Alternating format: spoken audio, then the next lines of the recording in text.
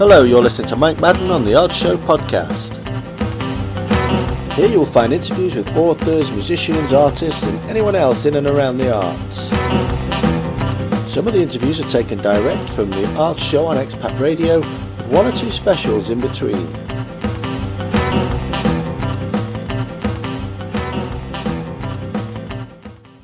This show features Virtuoso pianist Edward Chilvers and his album 31 Pieces.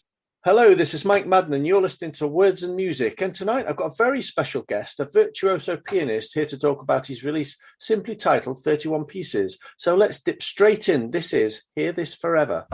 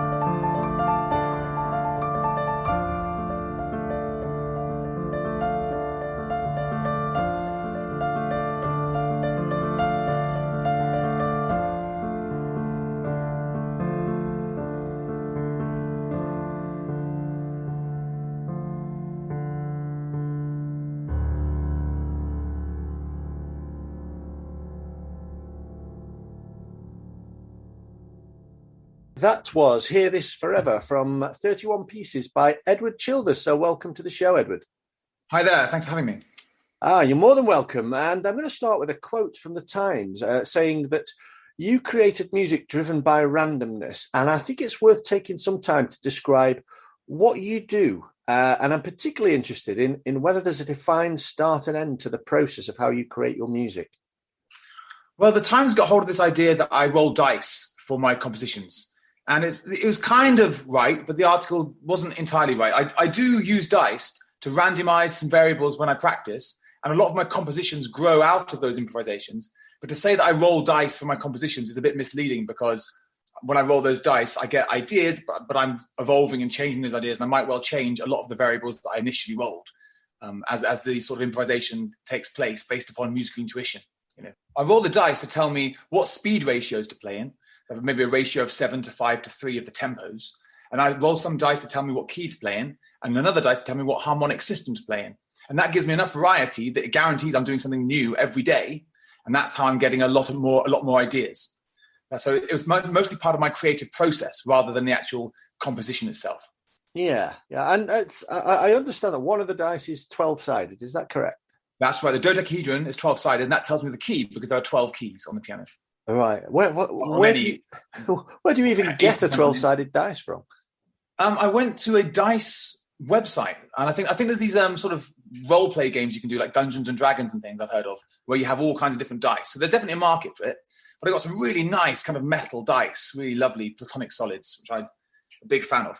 Yeah, I guess it follows that these role-playing games, I think I've got one with an 8-sided dice or something like that. But have you? You've got one, so you know what I mean? I've never played them myself, but I know they exist, and I found the website with all sorts of dice, unbelievable variety of dice.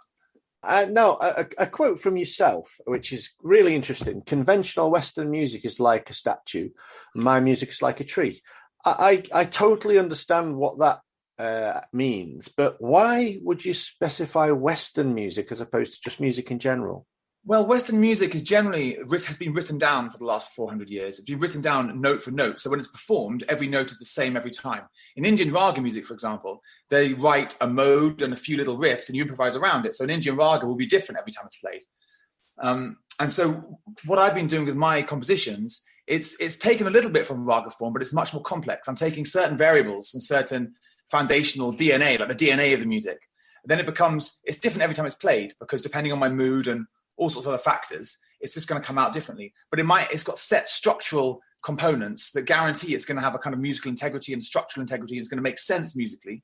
In the same way that an oak tree will always be an oak tree. If you see an oak tree, it's going to look like an oak tree. Every oak tree looks like an oak tree, but they're all different. And so the pieces on 31 pieces, whenever they're performed, they will always be different. And that's emphasized by the way we've got a record version and we've got a film version. And both the record version and the film version have got different versions of all of the pieces. So it's 31 pieces, different versions. There's also a different version of the film called 11 pieces, which just uses 11 of the pieces. And there's an EP version and some singles as well. Lots of different versions. Yeah, indeed. And everyone is different. Yeah, they're all different. And every time it's ever performed, it's different. And I think that Western music, the reason it's become a bit stale is because you go to a performance of a Beethoven concerto, and it's the same Beethoven concerto you've heard at home on your CD 20 times. And it feels like these pianists are becoming just museum attendants, just like presenting old music from hundreds of years ago. And it's a little bit sort of static, like an old statue. But I want music to be alive, to be spontaneous, to regain that spontaneity, but also to have structural integrity and to be able to have that kind of deep beauty about it. Whereas a lot of the time improvisation can just ramble if you haven't got boundaries and structures for it. Yeah, and I noted as well that you were influenced by many people, including I might say this wrong, but the Bwiti music of Gabon in West Africa. How did you come across that? Oh, well, I went to Gabon, actually. I went to Gabon to stay with a Bwiti tribe. This was a few years ago. And I heard the music there is absolutely extraordinary.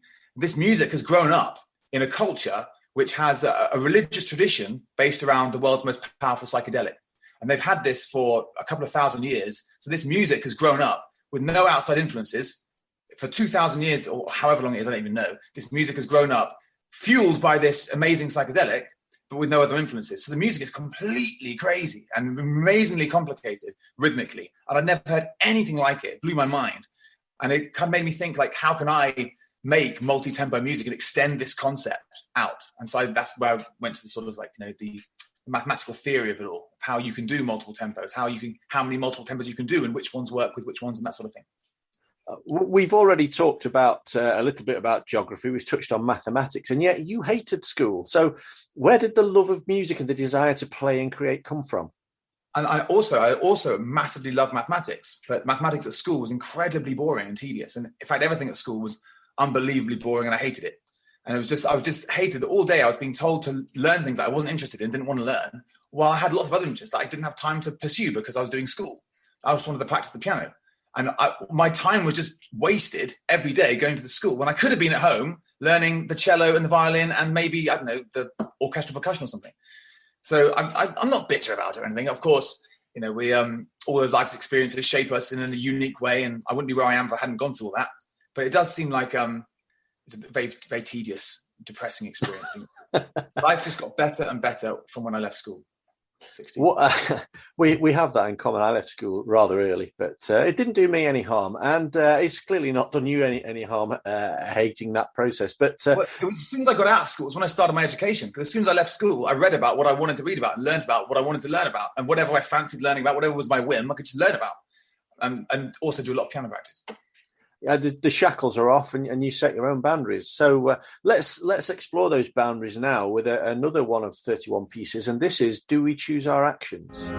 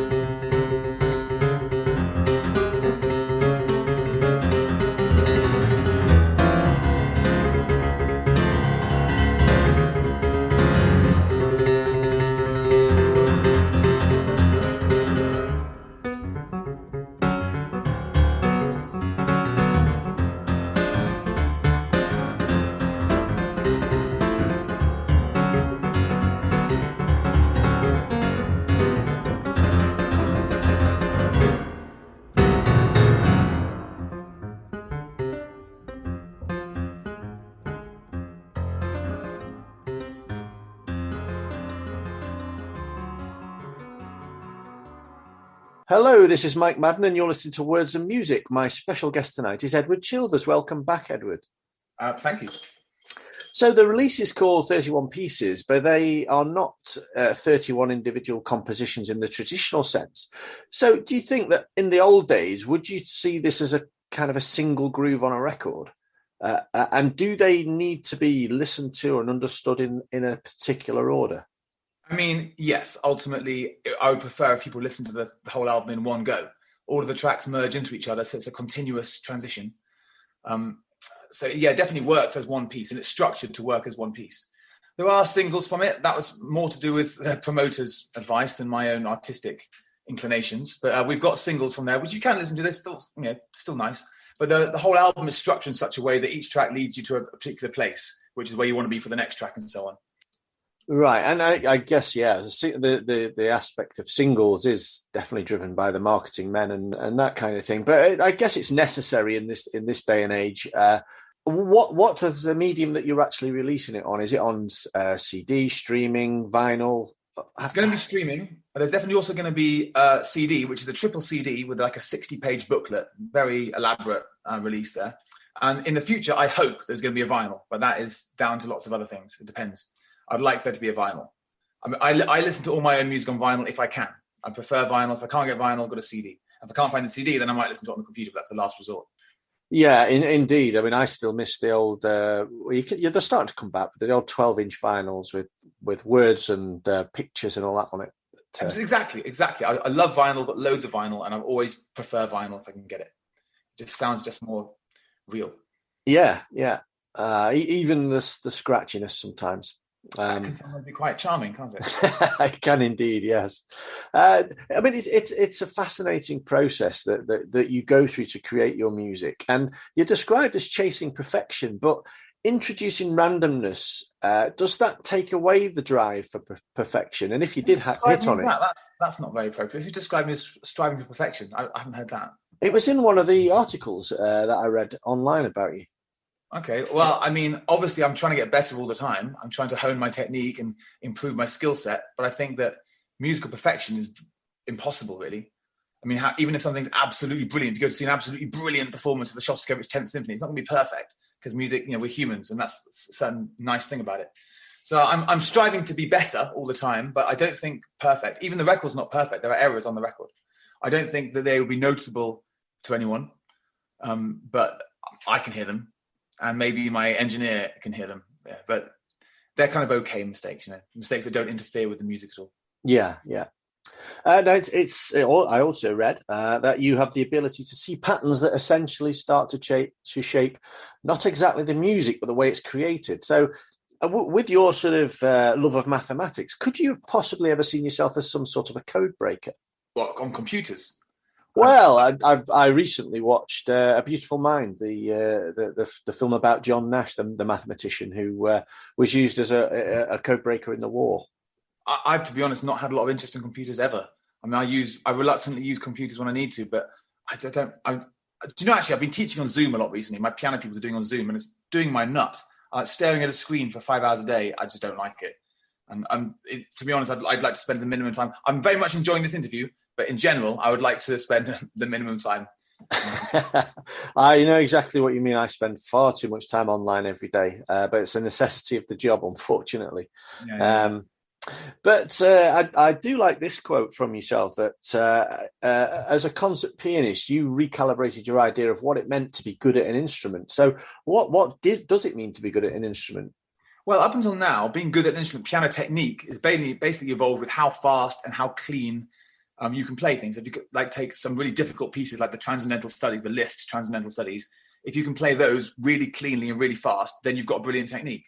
And that's fair enough. That is a great skill set to have. And I would definitely encourage all my pupils to have it. But when I was 28, I started to think along the lines of how many speeds I could play simultaneously and all the different ways I could warp and change those speeds. It's like a new sort of technical principle. And I started practicing with multiple speeds and seeing what I could do with multiple speeds, multiple different tempos. And that creates whole new technical problems with whole new technical solutions, which I've been working on for the last 10 years. But it's got to be said that is sitting on top of the classical technique. I couldn't do what I'm doing if I hadn't learned Liszt, Beethoven, Bach all through my childhood and 20s. So it goes back a long, long way. And if I look forward now, so you've got 11 pieces, which blends performance footage with nature, and has been entered at various prestigious film festivals. So is that going to be released in 2021 as well?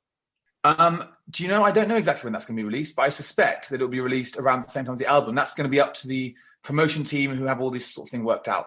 It's a bit over my head, really. They work out all the release dates, which maximize the blah, blah, blah, blah, blah. So I think that the film is going to be coming out at the same time as the record, but there's definitely going to be both an 11-piece film and a 31-piece film. And the 11 pieces are 11 of the 31 pieces. Right, okay. And how do you figure out what the titles of each track on 31 pieces are going to be? When I'm playing a particular motif or musical idea, I have a sense of just a feeling about it. And it's that really. The titles are all around the same basic thing, which is being in this now, being present in this now. And all the different titles kind of roughly point towards that, either directly or indirectly, point towards being in this now. The last track is called In This Now. And the first track, which you played at the beginning, Hear This Forever, it's not here as in I'm hearing some music, it's here as in I'm right here, hear this forever, which is really where I want to bring the listener. A lot of the point of the multi-tempo music is it's so complex, but also so accessible that it can keep the listener deeply in the present moment. That's the challenge, I think, for a composer, to not bore the listener, but also to not make things so difficult that they can't hear it. You're trying to make it as interesting as possible, but also as accessible as possible at the same time. That's a really interesting challenge because those things are slightly conflicting. And I think the multi-tempo stuff and the modal stuff really allows me to be a lot more complex, but still to be very accessible and beautiful. And I think that one of your favourite outlets is Glastonbury. When will it be back? And will you get to perform again? I really missed the festivals this year. The festivals is a total break for me because what I do at festivals is nothing like what I do in my serious music life. And it's a real great, I basically do just jokey cabaret where I've got a piano and a microphone and I'm messing about. But it's really, really fun. And I play for an outfit called the People's Front Room, which is just the coolest venue I've ever seen at festival. I'm very glad that they have me there. Now, they're totally awesome. And I've really missed being with them this year, playing all the festivals, seeing all my friends from there. I really hope we get some festivals this year. Well, I know that my son has just booked to go to the local festival near here, which is Why Not? And Which one's that? Why Not in Matlock is the nearest town. I haven't heard of that one. Yeah, it's very small. It's quite a family festival, but it gets some quite big names. I think Liam Gallagher's played there, and the usual festival tour stops Right. off at Why Not. Okay, cool. Well, Um, Glastonbury's cancelled this year, isn't it? I think it's cancelled this year. I believe so, yeah, but And I they think it's the are. third year in a row because it was cancelled last year, and the year before that was the fallow year, I think. So I Yes, think that's 3 years in a row. Glastonbury's, the world will stop spinning if we're not careful. If you cancel Glastonbury 3 years in a row. I do know Leeds and Reading are back on this year, Oh, well, who cares which about is that? Leeds is actually, I shouldn't say anything about this. I live in Reading. I live in Reading, and I am not a big fan of the Reading Festival, to be honest. But the Glastonbury, Shambhala, Boomtown, Cambridge Folk Festival, I love all these ones. So the really vibrant, arty festivals. Have you been to Shambhala Festival? no, I haven't. It's like Glastonbury condensed. It's like all the best bits of Glastonbury without all of the boring bits of Glastonbury. All right. It's really great Shambhala. And Boomtown, amazing festival. Let's hope they're back on. Yeah, well, I think why not? Because it's a local festival, relatively small, has got that quirky feel to it. But they had awful problems about 3 years ago when they called it off halfway through because it got flooded. Wow. Which is a bit of a nightmare for them. But we also know you're also a music teacher, so I presume that's more a traditional form of music.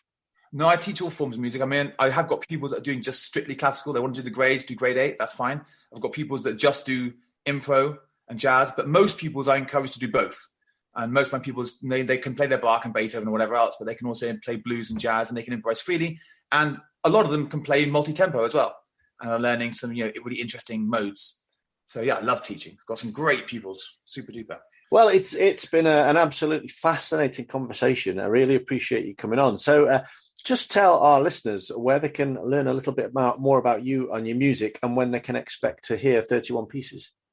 Okay, so the best way to see me and find me is on the YouTube channel, Edward Chilvers Piano, where we've got all of the singles from 31 Pieces and lots of impros. I do about 3 impros a week on YouTube, so there's constantly new stuff on there. And the album's going to be out on streaming, Spotify, all that sort of thing. And it'll be available for the CD version will be available shortly after. We're also on Facebook and Instagram and all the usual stuff. Absolutely brilliant. Well, thank you so much for coming on. It's been an absolute pleasure talking to you. Thanks for having me. It's been a pleasure as well. And we're going to play out with another of the 31 Pieces. This is The Softness of Being.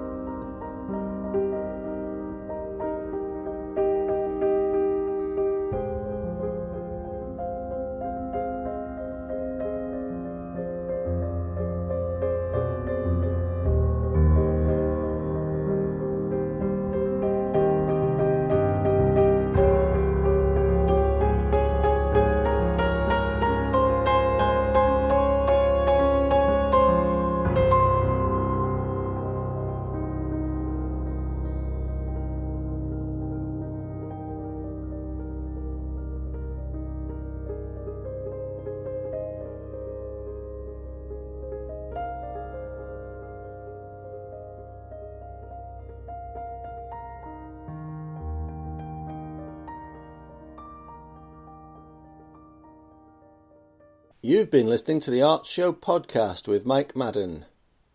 Come back soon for more artists, authors, musicians and anyone else connected with the arts. We're going to play out with Mike Sanchez and I Don't Stand a Chance.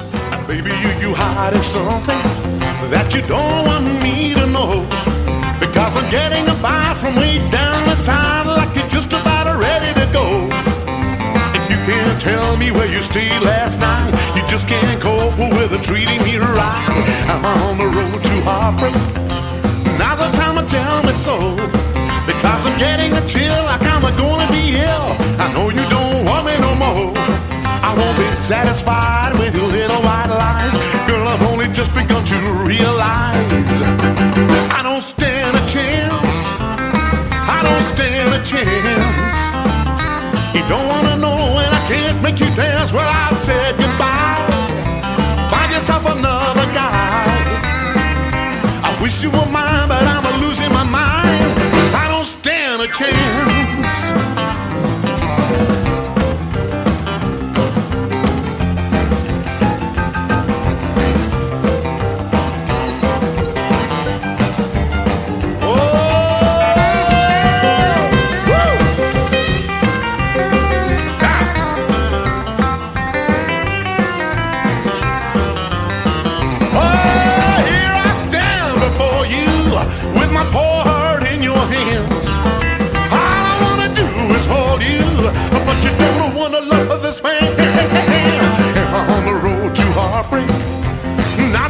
Tell me so, because I'm getting a chill like I'm gonna be here.